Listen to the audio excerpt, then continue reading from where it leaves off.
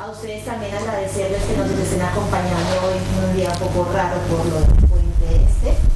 y porque estamos también prácticamente a las puertas del verano que sí llegó.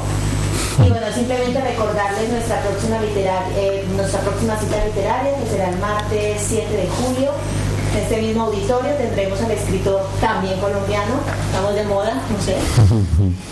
Juan Gabriel Vázquez, que con Juan Gabriel vamos a conversar sobre desarraigo. Así que por aquí les esperamos y agradecerles muchísimo que nos estén acompañando, a William por hacer la escala en Barcelona y a Juan José Arranz, director de Programas y Cooperación de la Biblioteca de Barcelona, que aceptó nuestra invitación para presentar a William Ospina. Gracias, Cristina. Buenas tardes a todos y a todas. En primer lugar, agradecer a la Casa América y a William Ospina el inmenso placer de poder presentar hoy a este autor.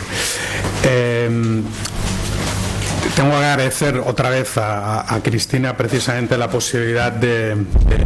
poder hacer esta presentación, porque ella es conocedora de mi devoción por la obra de William Ospina, y como lo que realmente creo que vale la pena hoy es escuchar al autor, creo que forzosamente tengo que ser breve, ¿no? Como explicaba Cristina, trabajo en las bibliotecas de Barcelona. Mi función es realizar la promoción cultural y de la lectura de las bibliotecas, y seguramente a eso y a mi pasión por la literatura latinoamericana y especialmente la colombiana, pues debo el placer de haber conocido la obra de William.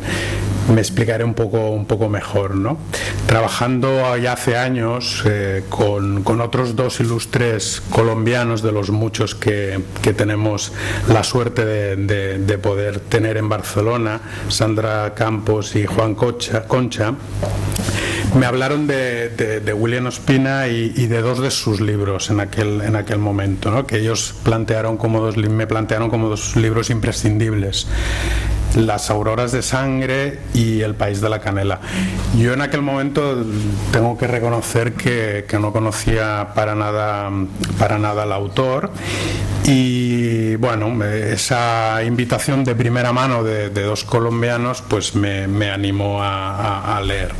y me atreví con Las auroras de sangre, un libro que me parece una especie de recorrido por la conquista de América a través del lenguaje, utilizando la obra del cronista Juan de Castellanos, ¿no? He de reconocer que al principio el libro me costó. Es un libro, lo que habéis tenido la suerte de leerlo, tenso,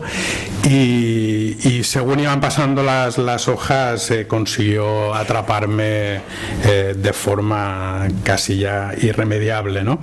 Y luego arremetí con la lectura del país de la canela, ¿no? Yo tengo entendido que la investigación para escribir Las auroras de sangre fue el germen de esta trilogía de la cual El país de la canela forma parte, ¿no? Esta trilogía sobre la conquista del Nuevo Mundo, ¿no? Que conforman Ursúa, El país de la canela y la serpiente sin ojos, ¿no? Seguramente esta trilogía es la obra de William más conocida en nuestro país, y yo diría que son tres libros fascinantes, ¿no? Y para mí son tres libros que se pueden leer de forma independiente, pero que forman evidentemente un todo que yo diría que es básico para entender el fenómeno de la conquista, pero desde un punto de vista narrativo, ¿no? Para entender un poco la potencia de estos libros, de esta trilogía, me gustaría explicaros una anécdota que es muy común en las bibliotecas de Barcelona, ¿no? Y es que dentro de los casi 2.000 títulos que tenemos en lotes, de 25 o 30 libros que necesitamos para cada lectura de cada club de lectura, está El país de la canela. Es un libro que, como os explicaba, me fascinó y que pedí que se introduciera introdujera en la programación. Es un libro que normalmente cuando lo programamos hay muy poca gente que lo conoce, pero os aseguro, y no estoy mintiendo, que cuando a final del curso, al mes de mayo, hacemos con los lectores la valoración de los 8 o 9 títulos que han leído, si han leído El País de la Canela en ese curso, normalmente y casi siempre ocupa el primer lugar en la valoración de los 8 o 9 títulos, y eso es un hecho que creo que ejemplariza muy bien la potencia de esa lectura, ¿no? Hoy William nos hablará de su nueva novela, El año del verano que nunca llegó, en la cual se introduce en una de los temas que le obsesionan, que es el romanticismo, ¿no? En esta novela se nos explican las curiosas circunstancias en las que se crearon dos de los mitos narrativos centrales del terror, ¿no? Como es el vampiro y Frankenstein, ¿no? Los lectores que todavía no hemos podido leerlo estamos ávidos porque nos explique un poco William a qué se debe este giro narrativo en su obra de ficción y las claves evidentemente de la novela, y por eso hoy tenemos una oportunidad única, ¿no? Como ya he dicho anteriormente, William no es ni mucho menos solo un novelista, sino que antes de eso fue ensayista y también poeta, ¿no? Además de las auroras de sangre que he nombrado, yo destacaría de su obra ensayística 2 libros: En busca de Bolívar, una reconstrucción de la figura del libertador, donde yo diría que se dan de mano el rigor histórico y la poética. Es un ensayo, pero que está escrito con una pluma que hace de la lectura de un ensayo algo muy muy dulce, ¿no? Y luego otro libro que creo que en Colombia casi es de lectura obligatoria en muchos institutos, o al menos así me lo han contado, que es Donde está la franja amarilla, ¿no? Un libro que para mi gusto da muchísimas claves para entender el pasado y presente de Colombia como nación y como tradición, y yo creo que es algo de agradecer, sobre todo para los que no somos colombianos, pero hacemos el esfuerzo de acercarnos a una realidad social tan laberíntica y tan difícil de entender desde la posición, por ejemplo, de un europeo, ¿no? Ahora teníamos la posibilidad de hablar con William sobre el proceso de paz y todas las incertidumbres y dificultades que tiene, ¿no? Yo creo que ese libro, por ejemplo, te da muchas claves para poder entender qué es Colombia. Y además yo diría y resaltaría que el último capítulo está dedicado a un autor, Stanislaw Zuleta, que también he tenido oportunidad de conocer últimamente, que es yo diría casi un desconocido en España, pero que en cambio es uno de los grandes pensadores colombianos y latinoamericanos de mayor peso, y que justo este año se está celebrando el 80 aniversario de su nacimiento y el 25 de su muerte, y además creo entender que William fue amigo suyo. Por último, no voy a hablaros de su poesía. Creo que para hacer un ejercicio sobre poesía lo mejor es leerla, y ya le daremos la palabra a William. Este libro recoge la poesía completa de William en una editorial que ya no está presente, pero me decía Claudio López que vamos a tener la posibilidad de que desde Random House se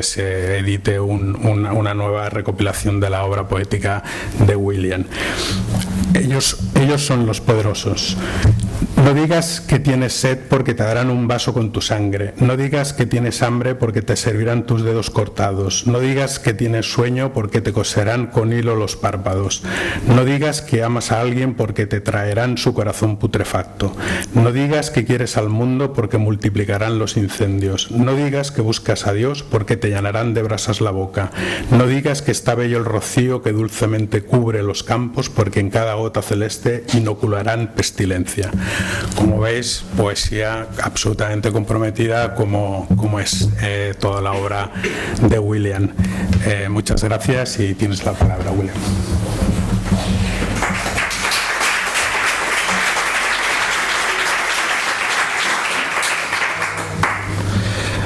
Bueno, muchas gracias a Juan José por sus palabras, por su presentación. Muchas gracias a Casa América Cataluña por su renovada hospitalidad. Y muchas gracias a todos por su presencia. Bueno, me han preguntado varias veces por qué he abandonado mis temas tradicionales con respecto a la novela, ya que me dediqué durante 15 años a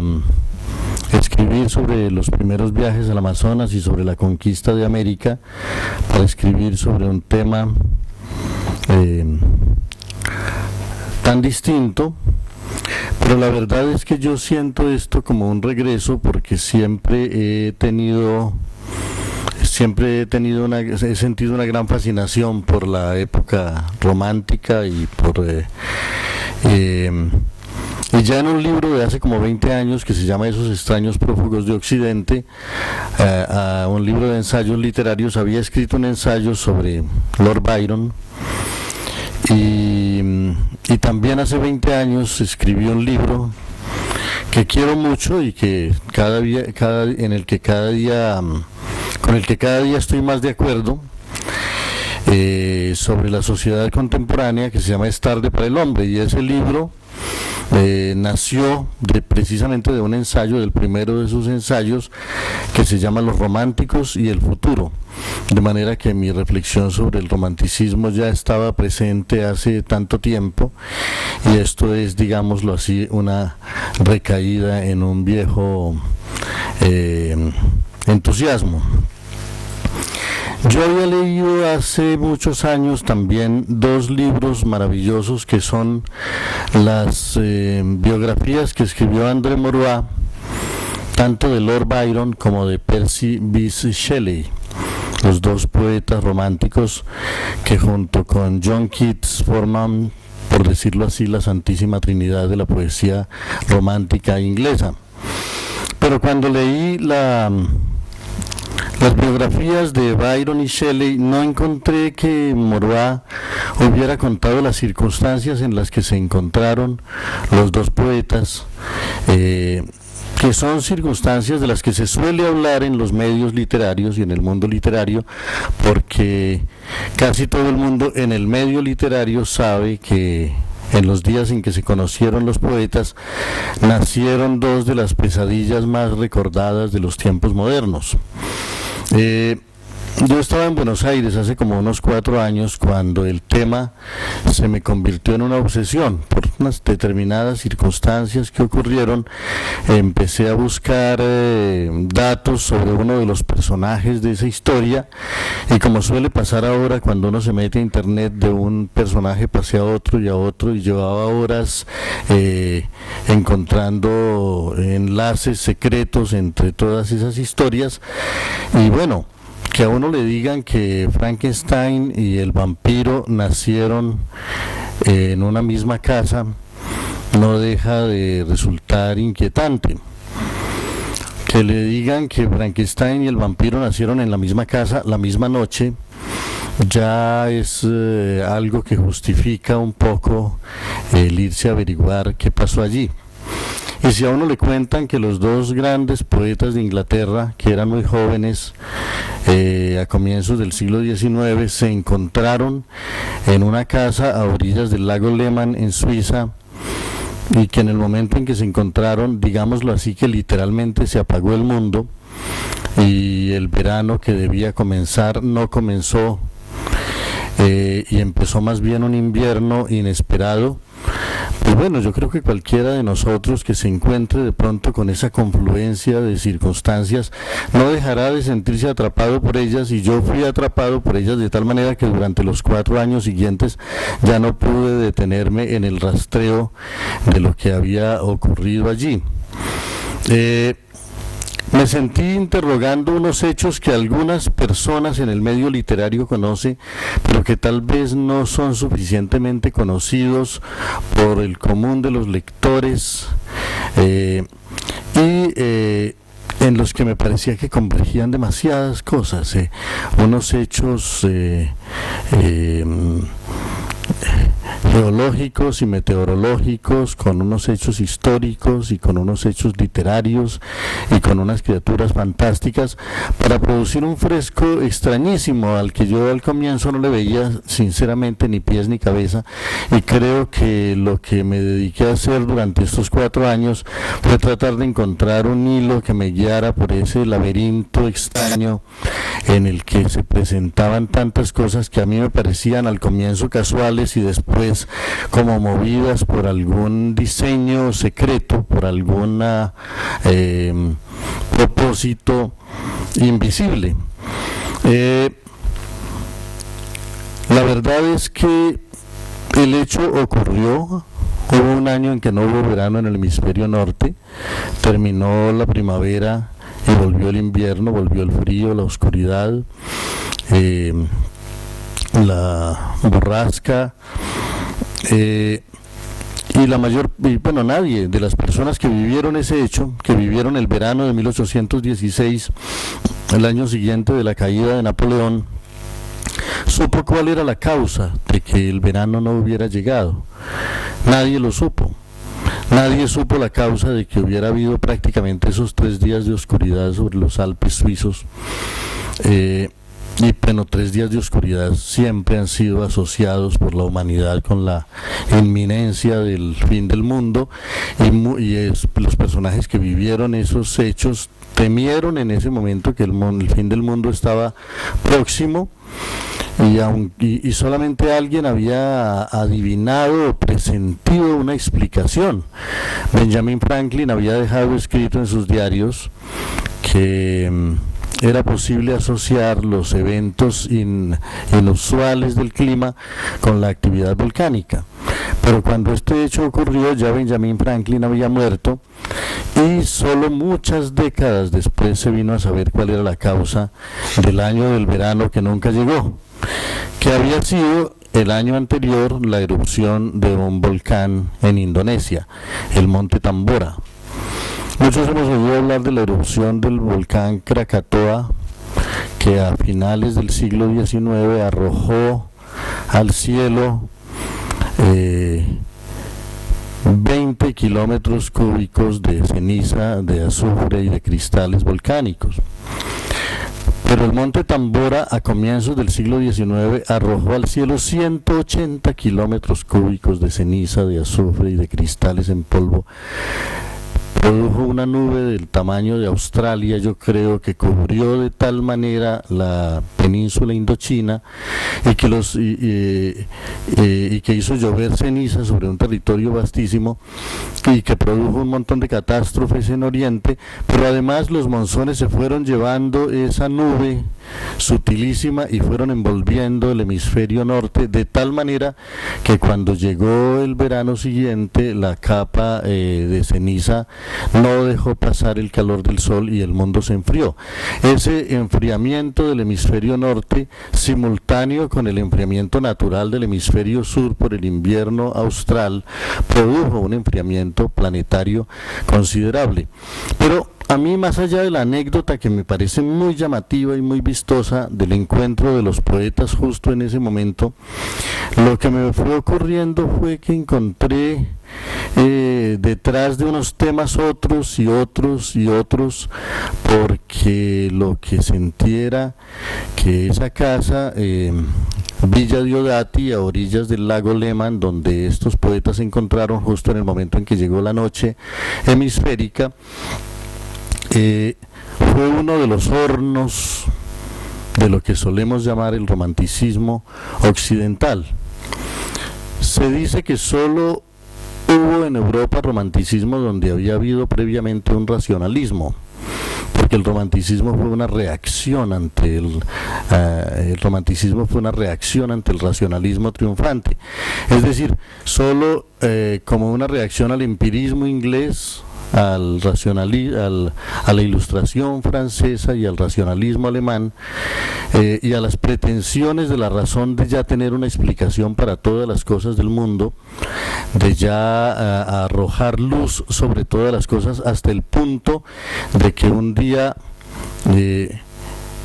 Goethe le dijo al joven Schopenhauer en una de sus caminatas por Weimar que leer a Kant era como entrar en una habitación muy bien iluminada. La luz parecía haber penetrado todos los rincones de la realidad, la razón parecía haber encontrado por fin la manera de explicar todas las cosas, pero la siguiente generación comprendió o intuyó que era ilusoria esa pretensión de la razón de explicarlo todo,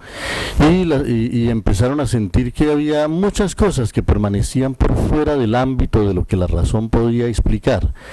Entonces comenzó esa respuesta romántica a las pretensiones de la razón, y una vindicación de la noche, de la oscuridad, de las pasiones, de la muerte, de la locura, del terror, de la enfermedad, de lo demoníaco, de lo divino, de lo fantástico. Y el movimiento romántico fue precisamente eso, ese resurgir de la veneración por las sombras medievales, ese resurgir de la pasión por las ruinas góticas, ese resurgir de la fascinación por las criaturas fantásticas de los bosques, una aventura de la que participaron los hermanos Grimm, de la que participaron los poetas ingleses, Wordsworth, Coleridge, de la que participaron estos jóvenes poetas alemanes y los poetas y escritores ingleses y italianos, pero sobre todo algo que trascendió el ámbito de la mera de las artes, ¿no? Fue por eso que Bertrand Russell pudo dejar escrito que el momento más alto del romanticismo europeo no había sido un poema, ni un lienzo, ni una sinfonía, sino la muerte de Byron en Missolonghi luchando por la libertad de Grecia. O sea, que el romanticismo, además de ser un gran movimiento literario, un gran movimiento pictórico, un gran movimiento musical, un gran movimiento incluso de la aventura y de la aventura del conocimiento, como en el caso del barón de Humboldt y de su viaje por las regiones equinocciales del Nuevo Mundo, fue también una actitud vital, un amor por la libertad, un amor por la experimentación, un deseo de romper con las ataduras de la tradición y de las costumbres. Y entonces estos jóvenes que se encontraron en esa casa, me parece que resumían muy bien muchas de las pulsiones y muchas de las pasiones con que se identificaron las generaciones románticas. Yo supe entonces que en Villa Diodati se habían encontrado a comienzos de junio de 1816 Lord Byron, que venía huyendo de Inglaterra con su médico John Polidori, y Percy Bysshe Shelley, que venía con su amada Mary Wollstonecraft Godwin, y con la hermanastra de ella, Clara Claremont, y que esos 5 jóvenes, porque eran muy jóvenes todos, ¿no? Como sabemos, los románticos no solamente creaban muy jóvenes, sino que morían muy jóvenes. Byron, que fue el que más tardó en morir, murió a los 36 años, pero Shelley murió a los 30, Keats murió a los 25, y estos jóvenes, bueno, y además las chicas que estaban allí, Mary Wollstonecraft y Clara Claremont, una tenía 18 años, la otra tenía 17, y a mí me obsesionó descubrir qué había pasado en esa casa en esos días, de qué habían hablado, por qué habían tenido que permanecer en la casa mientras afuera el mundo estaba cada vez más oscuro, y qué sombras se proyectaban sobre aquella villa Diodati que Byron había alquilado deseando pasar un delicioso verano en los Alpes suizos, ¿no? Remando en el lago y escalando las primeras cumbres de la cordillera, y donde lo sorprendió finalmente la noche, la oscuridad y el miedo. Y Y entonces la novela es básicamente el rastreo de lo que llevó a esos jóvenes a esa casa, y mi obsesión me dio para tratar de seguirle los pasos a cada uno de estos personajes desde el comienzo de sus vidas, o por lo menos en algunos momentos importantes de sus vidas, para saber qué los hizo converger allí. Descubrí muchas cosas, las viví con agrado y con asombro, y tal vez lo que terminó siendo para mí menos fundamental fueron los monstruos, aunque por supuesto los monstruos forman parte clave de esta historia, porque es verdad que en Villa Diodati, en aquellos 3 días de oscuridad, nacieron muchas cosas para la humanidad. No solo nació Frankenstein, y no solo nació el primer vampiro humano, la leyenda del primer vampiro humano, en la que se inspiraría décadas después Bram Stoker para escribir su novela Drácula, sino que también muchos afirman que nació un nuevo género literario, la ciencia ficción. Muchos le atribuyen a Mary Shelley la invención del género de la ciencia ficción, porque su idea de un científico bastante loco que trata de crear un ser vivo uniendo fragmentos de cadáveres y animándolos con una descarga eléctrica, ya tiene todos los componentes de ese tipo de ficción que recurre a elementos científicos y a la electricidad que está por todas partes en la ciencia ficción, ¿no? Incluso en en el famoso nombre de la novela de Philip K. Dick, Sueñan los androides con ovejitas eléctricas, que es como uno de los componentes centrales de ese género. Siento que no solamente estaban naciendo esas cosas. Estudiar la vida de Mary Shelley es descubrir que era hija del mayor anarquista de la cultura inglesa y de la mayor luchadora por el feminismo, y que ella era heredera de esas luchas contra el poder patriarcal en la sociedad inglesa, y que el que haya sido precisamente una mujer quien inventó la leyenda de Frankenstein, la leyenda de la criatura, del ser vivo que no nació de mujer, es una paradoja inquietante, porque fue precisamente a Mary Shelley a quien se le ocurrió la idea de un ser que no nace por el agradable sistema tradicional, sino por un experimento de laboratorio. Y por supuesto lo que estaban haciendo allí no era solamente el género de la ciencia ficción, sino algunas de las preguntas que no han dejado de inquietarnos desde entonces, y creo que de una manera cada vez mayor en nuestro tiempo: la pregunta por la vida artificial y la pregunta por la inteligencia artificial.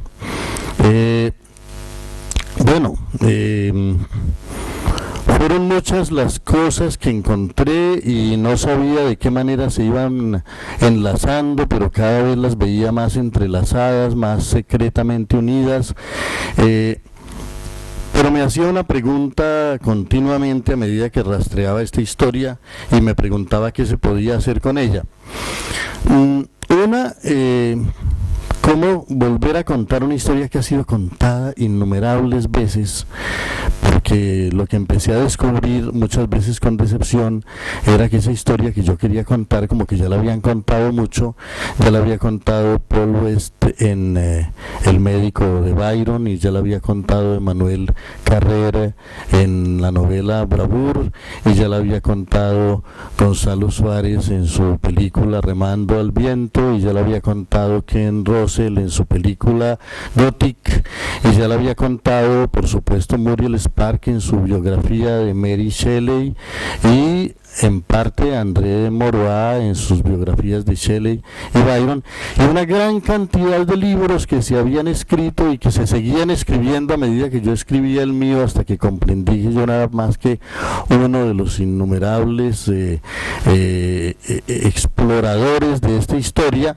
pero también sentí cada vez que leía esos libros que no era lo mismo, que lo que estaba leyendo no era lo que yo quería contar, y comprendí que aquí había material para mucha gente y para muchos buscadores y para muchos exploradores, y que de alguna manera lo que ocurrió en Villa Diodati podría terminar pareciéndose a lo que ocurrió con el ciclo de Rolando o con el ciclo de Bretaña, que dieron origen a muchos libros y a muchas leyendas y a muchas historias. Desde los personajes más visibles de este relato, como Lord Byron, cuya vida es toda una novela o una sucesión de novelas admirables, o como Percy Shelley, que por supuesto es un ser fascinante como ser humano y como poeta, hasta los seres más tenues que al comienzo me parecían como invisibles, al comienzo me parecía como que no entendía yo qué lugar habían cumplido en esa historia, como Clara Claremont, que estuvo con todos los otros allí, pero no nos dejó una gran biografía, ni nos dejó una gran leyenda, ni nos dejó un gran mito, ni nos dejó un libro. Y sin embargo, a medida que yo le interrogaba y a medida que exploraba su historia, iba sintiendo cada vez más que esa Clara Claremont que estaba con estos jóvenes en esa casa, en esos 3 días,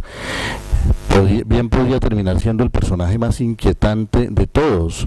porque para empezar era la que los había reunido a todos, era la que había urdido la trama que los fue llevando desde distintos lugares hasta esa casa, y la que logró que finalmente los destinos de todos ellos se entretejieran. Y entonces comprendí que había jugado como el papel de las parcas, en realidad un papel secreto poderosísimo, y un poder que no había dejado huellas o no parecía haber dejado huellas en la literatura, hasta que por supuesto encontré finalmente que tampoco Clara Claremont había escapado a un glorioso destino literario, porque a finales del siglo XIX un gran novelista norteamericano, Henry James, se inspiró en los últimos días de Clara Claremont, que sobrevivió a esta historia más de 60 años y que fue la única que quedó después con un cofre lleno de cartas y de fotografías y de retratos. Se inspiró en los últimos días de Clara Claremont para escribir otra novela maravillosa, que es Los papeles de Aspern, de manera que ya con todos esos hechos dispersos en las manos, y creo que me he alargado más de lo que debiera, no sé cuánto tiempo ha transcurrido, y la verdad es que sería interesante que pudiéramos tener una conversación sobre estos u otros temas un ratito antes de concluir. Pero para terminar, cuando tenía todos esos datos y esas historias, todavía me preguntaba qué se podía hacer literariamente con ellas, y sobre todo si intentaba hacer una novela. Para mí es una pregunta muy importante saber quién cuenta esa novela, quién es el narrador, y me pregunté si alguno de los personajes de la historia podía servirme como narrador de esos hechos, pero pronto comprendí también que ninguno de ellos había alcanzado a comprender la trascendencia de lo que vivieron en esa casa en esos días de junio de 1816, algunos porque se fueron demasiado apresuradamente. Por ejemplo, Polidori se suicidó 5 años después, Shelley murió en un naufragio 6 años después, Byron 8 años después de los hechos de esa casa. Los hombres no sobrevivieron más de 8 años, las mujeres sobrevivieron, como les he contado, un poco más. Me pregunté incluso si Clara Claremont podía ser un instrumento adecuado para narrar esta historia, pero me dije tampoco ella alcanzó a saber todas las repercusiones que tuvo esta aventura de unos días de encierro de unos jóvenes leyendo cuentos de terror en una casa bajo el verano hemisférico. Y un día comprendí que pues el que tenía en las manos toda esa información era yo, y que me iba a tocar a mí ser el narrador de estos de estas historias y convertir mi propia vida como en el hilo de ese relato, y que lo que podía contar no era volver a contar la historia que ya muchas veces ha sido contada, sino tal vez de alguna manera volver a vivirla, y por algunos azares de mi vida se me presentaron las circunstancias para ello, y entonces terminé vuelto contra mis costumbres, no digamos que uno de los personajes de la historia, pero sí uno de sus fantasmas, de manera que eso es lo que fundamentalmente podría contarles de esta novela, El año del verano que nunca llegó, y me gustaría invitarlos, si les parece, a conversar un poco sobre el tema. Muchas gracias.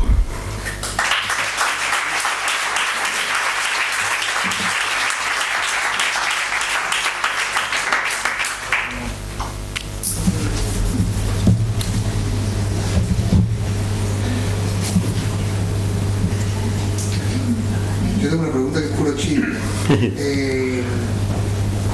Leí en algún sitio que Polidori hace esta historia del vampiro para vengarse de Byron. Es muy encantador para todo el mundo, pero lo maltrata y se aprovecha de él y se burla de él, que es una especie de metáfora del propio Byron, la historia que escribe Polidori. ¿Esto es cierto? Yo creo que tanto el vampiro como Frankenstein son,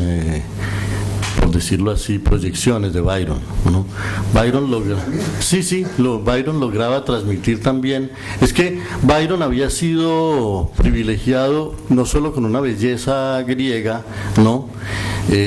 Sino con un defecto, que era una cojera que no se debía inicialmente a ninguna deformidad del pie, aunque terminó siéndolo, sino a una ruptura de un ligamento del tobillo. Entonces él arrastraba el pie al caminar, y eso lo hizo sufrir mucho en su infancia y en su juventud, pero también, digo yo, fue tal vez el toque de la divinidad que lo hizo poeta, porque él estaba llamado a ser solamente un libertino, pero esa imperfección que el mundo le reprochaba y por el que lo despreciaban al comienzo las muchachas, hasta que él convirtió su vida en un ejercicio de seducción, hizo que de todas maneras se hubiera en él una pregunta continua por la perfección, por la imperfección, e incluso por la monstruosidad. Y él jugaba a ser un monstruo. Así que cuando le decían tu pie, él siempre decía mi pie no, mi pezuña. Y jugaba a ser un demonio, como por supuesto lo sugiere en algunas de sus obras, ¿no? En Caín, por ejemplo, en el propio Don Juan. Era un ser fascinante Byron, era tan bello, tan elocuente, tan ingenioso, tan gracioso, tan perverso, tan venenoso, tan malvado, tan apasionado, tan vistoso, que no dejaba de ejercer una influencia extraordinaria sobre todos los que lo rodeaban, y al mismo tiempo que era una influencia estimulante, porque yo creo que fue Byron el que volvió escritores en esa noche, tanto a John Polidori como a Mary Shelley, y logró extraer de ellos ese talento creador. Pero también era alguien que atormentaba sin cesar a la gente a la que quería, y eso lo volvió alguien muy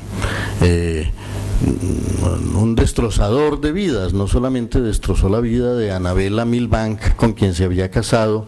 y a quien tuvo que abandonar cuando corrió por Inglaterra la noticia de que Byron, casado con una gran aristócrata,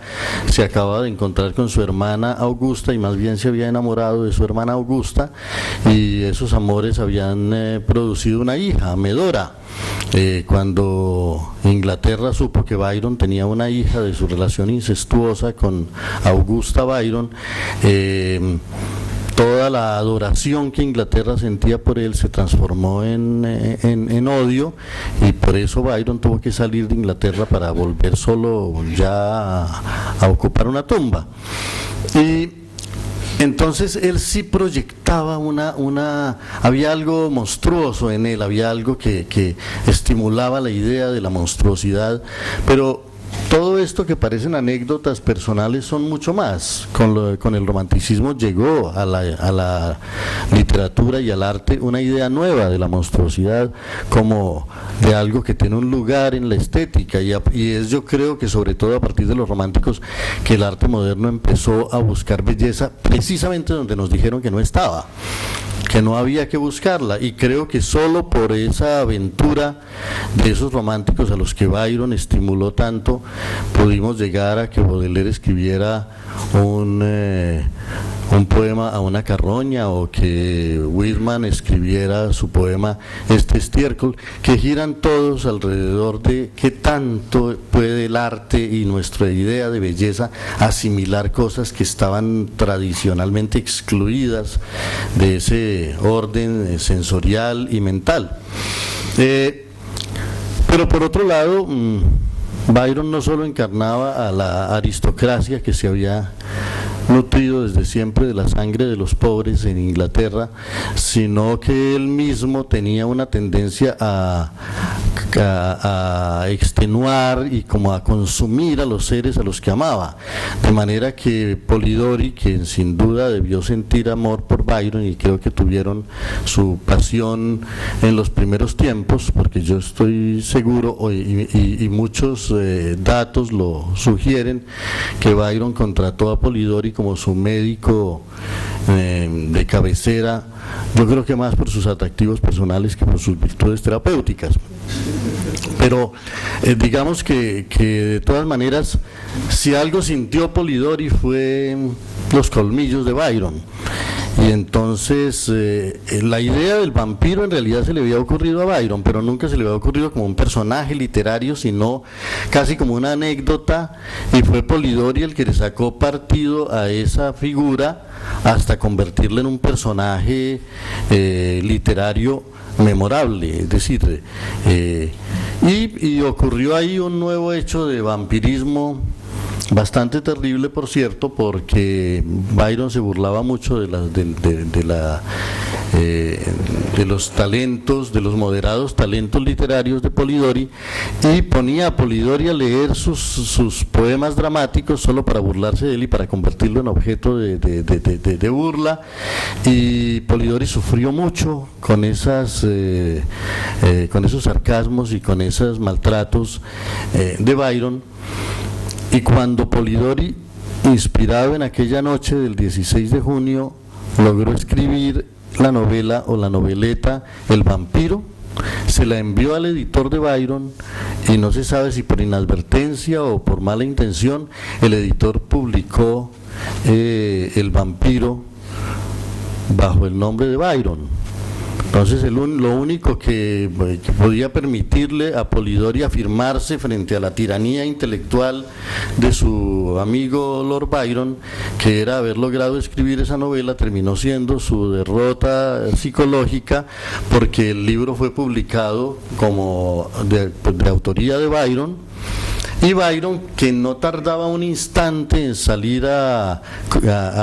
desmentir o a corregir cualquier cosa que se dijera de él, culpablemente se demoró en aclarar las cosas,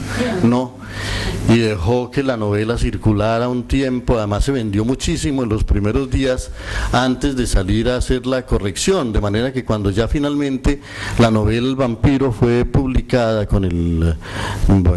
nombre de Polidori, el mal estaba hecho, y Polidori no se repondría jamás de ese, no solamente no se repondría jamás del hecho que lo llevó al suicidio, sino que no alcanzó a disfrutar, digámoslo así, de una dulce venganza que le había deparado el destino, y es que uno de los muchos admiradores de Byron en Europa, y Byron estuvo lleno de admiradores en vida y después de muerto mucho más, fue Goethe, ¿no? Goethe sentía ya en su vejez verdadera veneración en Weimar por Byron y por su leyenda. Y cuando Goethe recibió una edición del vampiro firmado por Byron, dijo, pero Polidori no llegó a saberlo jamás, que era lo mejor que Byron había escrito, ¿no? Pero el joven impaciente se había suicidado antes de tiempo.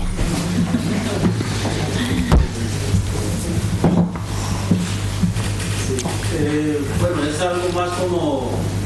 realmente es una curiosidad de mi parte. En los preámbulos de tu libro haces una descripción de algunos lugares, como este volcán en Indonesia, el río Yangtze y otras cosas más, con unas descripciones desde mi punto de vista muy precisas. Hay autores, por ejemplo, como Salgari, que nunca estuvo en los mares del sur y sin embargo pudo describir todas esas aventuras con un nivel de precisión. Entonces, por eso es una mera curiosidad, es una anécdota. En algún momento, para finalizar este libro, además de ir hasta el lago Lehmann, visitar esta casa de duendes,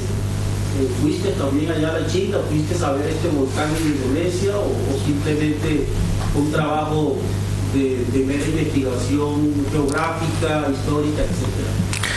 Bueno, la mayor parte de los sitios de los que hablo en esta novela, y son muchísimos, los he visitado alguna vez, pero no. Y la verdad es que sí he estado en la India, pero más lejos no he ido.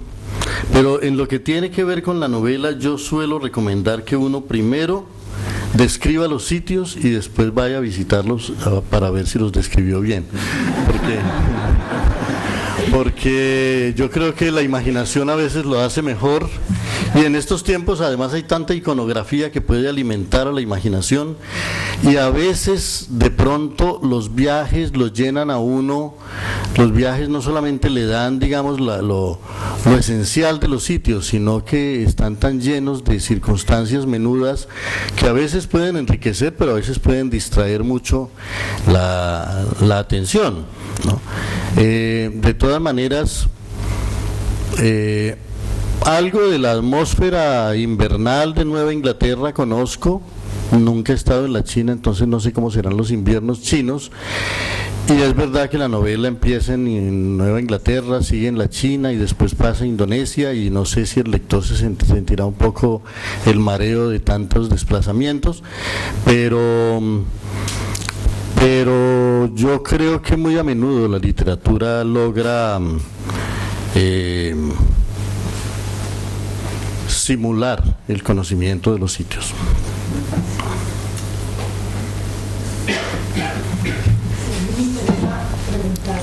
¿Cuál es esa necesidad suya en primera persona de convertirse en el narrador, ¿no? Y de alguna manera, ¿cuáles son los elementos que para usted son importantes en cuanto a rastrear esa, entre comillas, presencia, no presencia de la figura que considera usted central, la mujer, ¿no? Esta mujer de la que James, según su relato, escribió algo. A mí me interesan esos dos puntos porque me parece que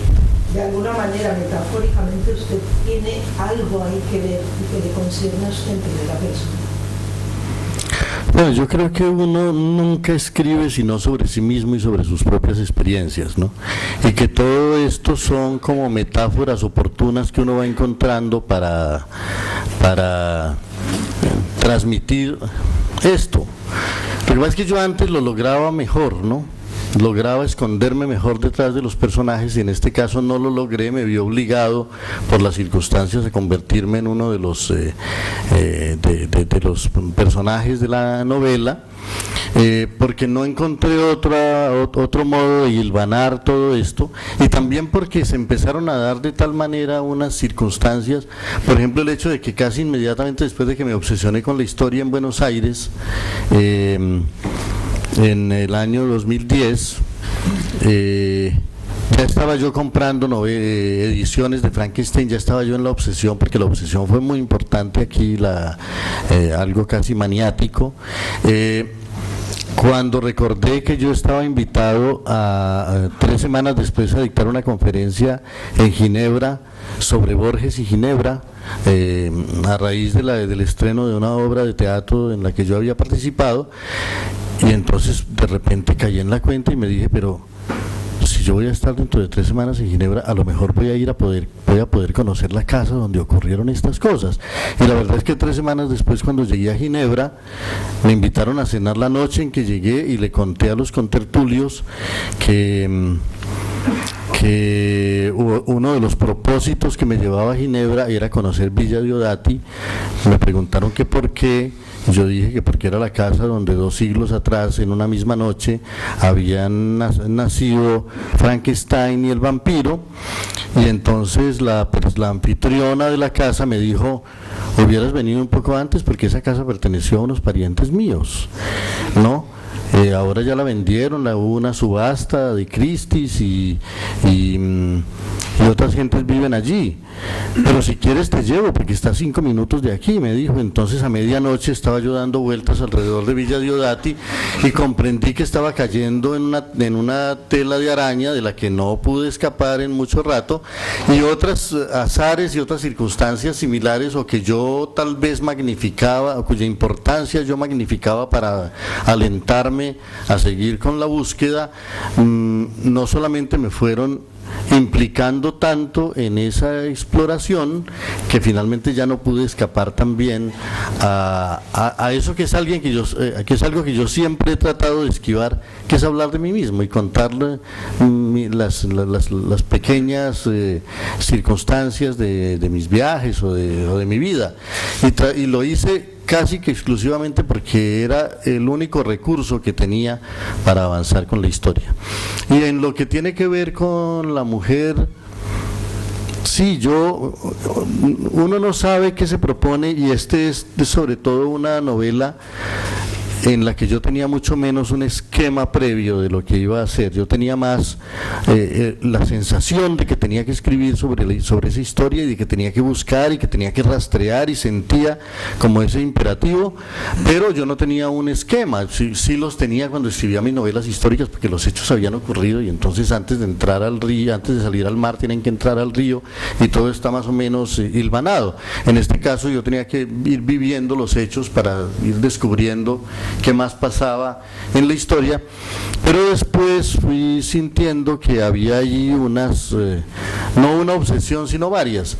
y que entre muchas cosas esta es una novela sobre, no sé si lo debo o lo puedo decir así, como sobre la maternidad, ¿no? Porque el tema de Frankenstein es una pregunta por la maternidad, y no es extraño que a Mary Wollstonecraft se le haya ocurrido esa historia, porque ella tuvo siempre la angustia de la maternidad y el hecho de haber perdido a su madre, que su madre la diera a luz y muriera inmediatamente después, y que Mary Wollstonecraft se pasara toda su infancia viendo su nombre escrito en una tumba,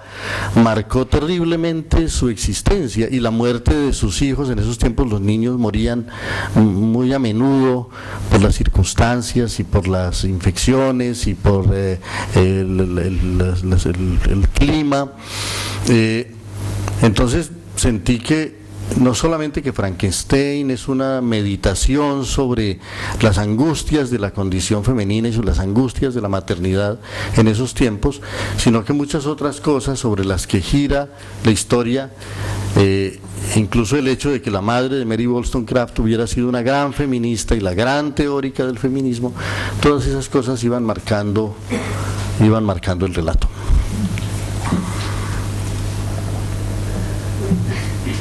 Bueno, hablado ahora, ha traído a colación el feminismo, luego también habla un momento del patriarcado, y ahora creo que se pone muy entredicho el romanticismo en contra del patriarcado. Bueno, es simplemente un inciso respecto a lo que decía, ¿no? Lo que quiero decir es que el romanticismo, lo que ha dicho, fue como una actitud en ese momento, una actitud para la libertad, para romper costumbres, y de pronto también veo que también sí que puede ser algo autobiográfico, que a través de la oscuridad se puede llegar al conocimiento, a través de las tinieblas, ¿no? Cuando dice que un grupo de poetas pues se reúne, y de pronto recuerdo quizás también es algo también muy mítico, de gente que habla de que quizás un joven, quizás usted mismo, en algún momento en Cali, hace muchos años, siendo muy joven, con un grupo de poetas e intelectuales en ese momento, pues quizás en la oscuridad conversaban y hablaban, No sé si esto es verdad o más una historia que se ha creado en torno a eso. No, yo creo que es verdad. Yo creo, no solo creo que es verdad, sino que yo a veces creo ver transparentarse detrás de ciertas tertulias de la novela, ciertas tertulias de mi vida y de ciertos personajes de la novela, ciertos personajes de mi vida y de ciertas, ¿no? Por ejemplo, hay 3 hermanas que son muy importantes en esta historia, las hermanas de Mary Wollstonecraft, ella, Fanny, Mary y Clara, ¿no? Porque Shelley estuvo enamorado de las 3, ¿no? Es frecuente también, no solamente en la historia de la literatura, sino en la historia de la humanidad, esos hombres que se enamoran de 3 hermanas, como Charles Dickens, ¿no? O como León Tolstoy. Entonces, en este caso, Shelley estuvo enamorado de las 3 y siguiendo las instrucciones casi de los libros rebeldes de William Godwin, creyó que su amor alcanzaba para las 3, ¿no? Porque Godwin predicaba la libertad sexual y los amores múltiples y todo eso. Lo que pasa es que se enamoró de las hijas de Godwin y eso sí ya no le gustó a Godwin para nada.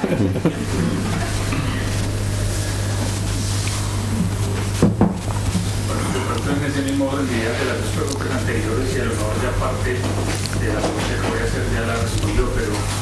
esta historia, como usted mismo ha dicho en esta charla tan apasionante, ya se ha contado muchas veces.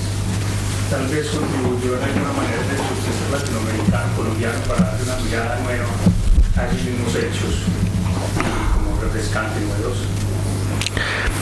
Es posible, ahora yo no sé si le habré dado una mirada nueva, era por supuesto mi deseo, ¿no? Pero claro que para mí no se trataba de volver a contar una historia, no se trataba de contarla, porque la verdad es que yo no me la sabía, ¿no? Hay mucha gente que se la sabe, yo no me la sabía, yo tenía algunos datos, tenía algunas referencias, sabía algunas anécdotas de todo esto, pero yo escribí este libro para averiguarlo, ¿no? Para conocer esa historia, y le seguí el rastro a los personajes porque no sabía de ellos y a lo mejor puedo haber descubierto algunas cosas por el camino, porque no todo lo que digo aquí lo leí en alguna parte. Yo creo que muchas de las cosas que digo son conclusiones que yo saco a partir de las relaciones de Byron con Shelley, o de Shelley con Mary Wollstonecraft, o de Godwin ¿no? Porque pues también es agradable que haya una historia más o menos construida ya, a la cual uno pueda entrar a buscar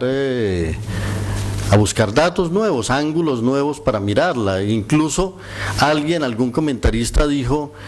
que era bueno que la historia no fuera original porque había la posibilidad de examinarla desde otras perspectivas y desde otros ángulos, y yo creo que eso sí lo sentí yo todo el tiempo. Yo creo que uno no debe escribir para contar lo que sabe, sino para descubrir lo que no sabe, y en esa medida para mí fue muy placentero hacer todo ese recorrido y esa búsqueda, y además pues como era una obsesión, ¿no? A una obsesión o se la goza o se la padece, y yo traté de gozarla.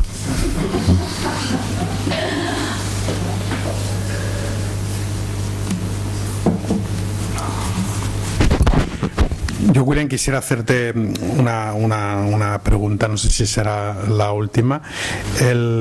Has dicho que la novela respondía a una obsesión que recuperaste, digamos, de tiempos anteriores, que es el tema del romanticismo. Había también una necesidad del escritor de salir del cliché de la novela histórica, como tú decías, de haber escrito 3 obras, una trilogía sobre un hecho histórico tan importante como es la conquista del Nuevo Mundo. ¿Hay también, digamos, ese condicionamiento a la hora de cambiar de registro, o simplemente era seguir esa pauta obsesiva? Bueno, la verdad es que cuando uno ha estado como 20 años sumergido en el siglo XVI, agradece mucho poder cambiar de siglo, siquiera un poco, ¿no? Y en ese caso, pues no me habré venido al siglo XX, pero sí me vine al siglo XXI, pero pues por lo menos instalé uno de los campamentos de trabajo en el siglo XVIII, en el siglo XIX, a comienzos del siglo XIX, cuando también nacían muchas cosas. Estoy seguro que de alguna manera me llevó a todo esto no solo mi antigua admiración por Byron y por los románticos, sino el que yo acababa de vivir la aventura de aproximarme un poco a la leyenda de Simón Bolívar en mi libro En busca de Bolívar, porque Bolívar es, si se puede decir así, el equivalente romántico en América de Byron en Europa, ¿no? Si Byron es el gran héroe romántico de la tradición europea y de comienzos del siglo XIX en Europa, Bolívar es el gran héroe romántico de la América Latina a comienzos del siglo XIX, y la verdad es que Byron era el ser más admirado y más celebrado de la Europa de comienzos del siglo XIX, pero Byron también tenía su ídolo, también tenía suyo el nombre de Don Juan en homenaje a Byron, y Byron puso en la prueba del suyo el nombre de Bolívar, porque él se proponía en ese momento irse a luchar bajo las órdenes de Bolívar por la libertad de la América Latina. Y no hablaba de otra cosa en las reuniones de los carbonarios en Italia en los años entre el año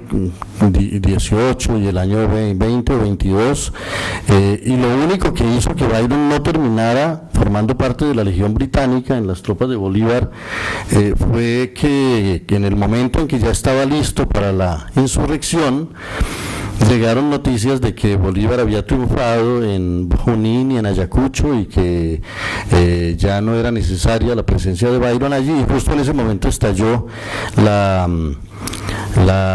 insurrección de los griegos contra la dominación turca. Entonces Byron cambió de rumbo y decidió irse a luchar en Grecia,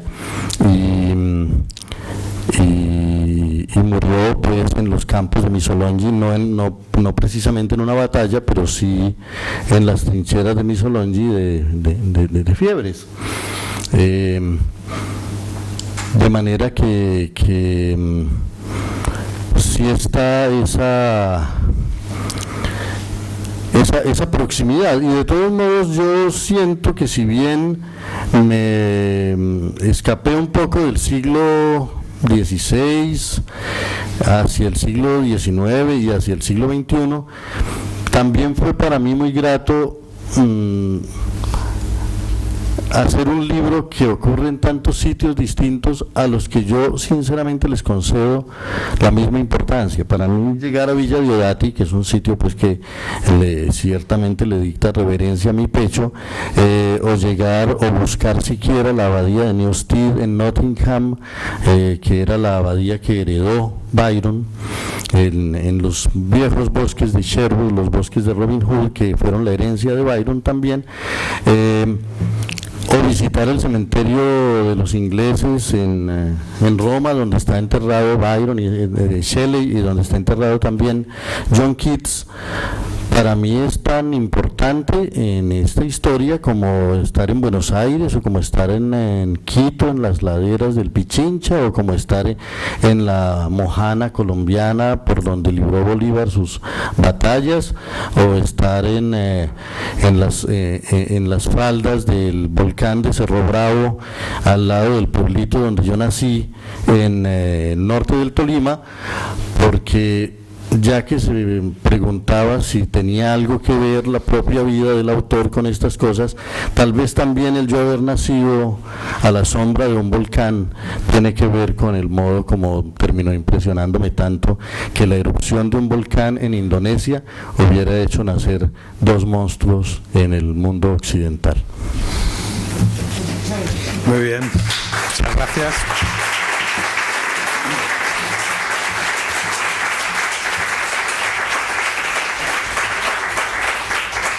Muchísimas gracias, los libros están aquí afuera, quien quiera aprovechar también para que William